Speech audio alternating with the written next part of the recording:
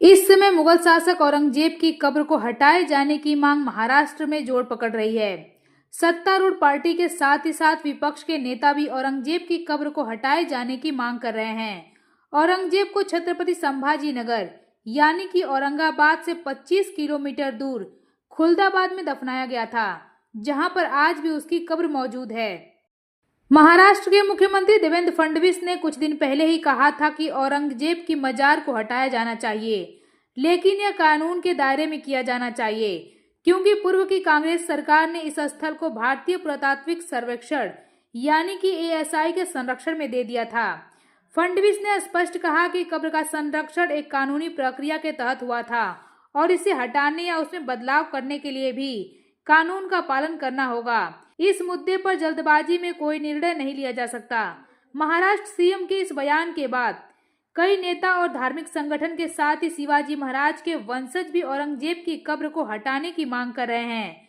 कुछ दिन पहले मराठा राजा छत्रपति शिवाजी महाराज के वंशज और सतारा से बीजेपी सांसद उदयनराजे भोसले ने भी छत्रपति संभाजी नगर जिले में स्थित औरंगजेब की मजार को हटाने की मांग की। वहीं उद्धव ठाकरे की शिवसेना की सांसद प्रियंका चतुर्वेदी ने कहा कि अगर सीएम फडणवीस ऐसा करना चाहते हैं तो करें, उन्हें किसने रोका है। उनको औरंगजेब की कब्र कानून के मुताबिक हटाना है तो हटाइए। वह लगातार इसे हटाने की बात तो करते हैं, लेकिन उनके बोलने और करने में अंतर दिखता है, क्योंकि बीजेपी बातें करके केवल मुद्दों को उठाती है, जब काम करने की बारी आती है तो वह मुंह छुपा लेती है। वहीं इस पर हिंदू जनजागृति समिति ने औरंगजेब की कब्र को हटाने की मांग को लेकर मोर्चा खोला है। हिंदू संगठन की ओर से एक आरटीआई के तहत यह जानकारी सामने आई है कि औरंगजेब की कब्र के रखरखाव में केंद्रीय पुरातात्विक विभाग ने 2011 से 2023 तक लगभग 6.5 लाख रुपए खर्च किए हैं, जबकि दूसरी ओर सिंधु दुर्ग किले पर स्थित राजराजेश्वर मंदिर के रखरखाव के लिए साल भर में केवल 6,000 रुपए दिए जा रहे हैं। हिंदू जनजागृति समिति ने आरोप लगाया है कि केंद्रीय पुरातात्विक विभाग औरंगजेब की कब्र के रखरखाव पर इतना पैसा खर्च कर रहा है, जबकि अन्य धार्मिक स्थलों के रखरखाव में भेदभावपूर्ण रवैया अपनाया जा रहा है। औरंगजेब की कब्र के रखरखाव पर इतना खर्च क्यों किया जा रहा है? वहीं यह सब तब से शुरू हुआ है जब से फिल्म छावा आई है। छावा देखने के बाद लोग हिंदुओं पर औरंगजेब द्वारा की गई क्रूरता से नाराज हैं और लगातार मांग उठा रहे हैं कि औरंगजेब की कब्र को तोड़ दिया जाए। वहीं इतिहास में औरंगजेब की क्रूरता इस बात में भी दिखाई देती है कि उसने पूरे शासनकाल में हिंदू मंदिरों को निशाना बनाया। मंदिरों को खंडहर बनाने में उसने कोई कसर नहीं छोड़ी। यहाँ तक कि मंदिरों से लूटी गई मूर्तियों से सोना चांदी निकालकर मस्जिदों में लगाने का आदेश तक दे दिया। लेकिन उसे इन सब में सबसे ज्यादा नफरत वाराणसी के काशी विश्वनाथ मंदिर से थी। मंदिरों को ध्वस्त कराने का औरंगजेब का हुक्म किसी खास मंदिर या इलाके तक सीमित नहीं था। उसकी नजर जहां तक गई, उसने मंदिरों को निशाना बनाया। उसने अपनी हुकूमत के साथ सभी 21 सूबों के गवर्नरों को मंदिर के विध्वंस के साथ ही हिंदुओं द्वारा संचालित शिक्षण संस्थाएं बंद कराने का आदेश लिख दिया। इस्लाम के प्रचार प्रसार के लिए उसने सिर्फ मूर्ति पूजा रोका जाना ही काफी नहीं समझा। उसने हिंदू पर्व त्योहारों और रीति रिवाजों पर भी रोक लगाई। उनकी हर एक आस्था पर चोट पहुंचाई। हिंदू शिक्षण संस्थानों से उसे शिकायत थी कि वहां झूठी किताबें पढ़ाई जाती है, कपोल कल्पित बातें की जाती है। उसके बाद वह सिर्फ हुक्म जारी करके खामोश नहीं बैठा, उस पर अमल हुआ या नहीं इसकी भी जानकारी लेता रहा। हालांकि उसके मंदिर विध्वंसों के बाद भी हिंदू खंडहरों के बीच पूजा अर्चना करते रहे। 17वीं सदी के आखिरी दिनों में उसने गुजरात के गवर्नर को लिखा कि अगर काफिरों ने सोमनाथ में पूजा जारी रखी तो उसका नामो निशान मिटा दो कि कभी कोई वापस से उस पर कोई मूर्ति ना रख सके।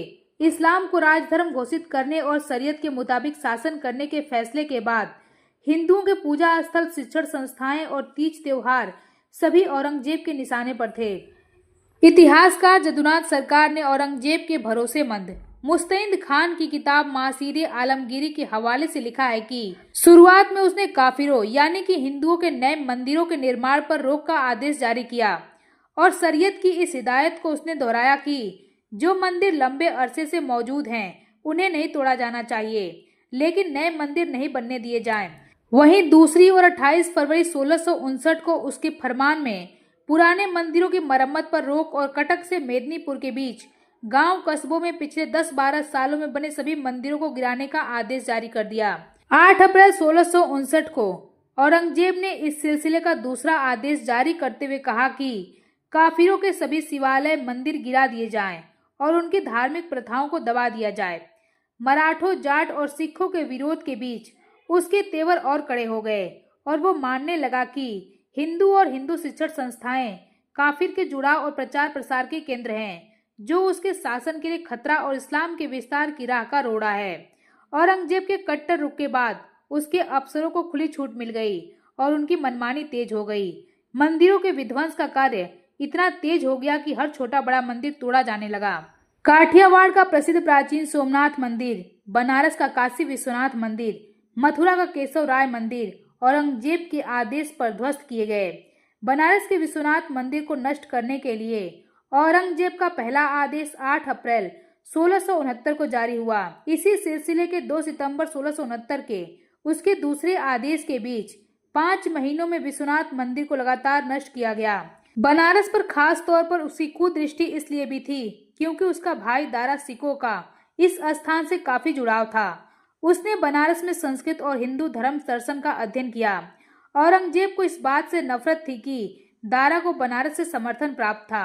औरंगजेब को इस बात से शिकायत और नाराजगी थी कि दारा के मरने के बाद भी वहां की शिक्षण संस्थाओं में दूर दूर से हिंदू और मुस्लिम दोनों ही पहुंचते हैं और वहां गलत तालीम दी जाती है जिसमें इस्लाम को खतरा है। औरंगजेब अब बनारस तक ही नहीं थमा। मथुरा के केशव राय मंदिर को उसने तुड़वाने के साथ साथ मथुरा का नाम बदलकर इस्लामाबाद कर दिया।